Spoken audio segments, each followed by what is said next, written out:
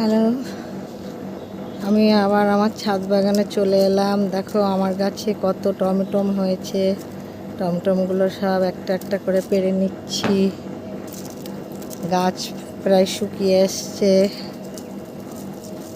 কেন গরম পড়ে গেছে, রৌদ্র পড়ে গেছে। দেখো এই যে গাছ থেকে তুলছি,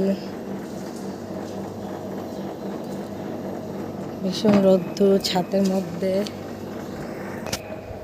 দেখো আমি টমেটোগুলো তুলছি।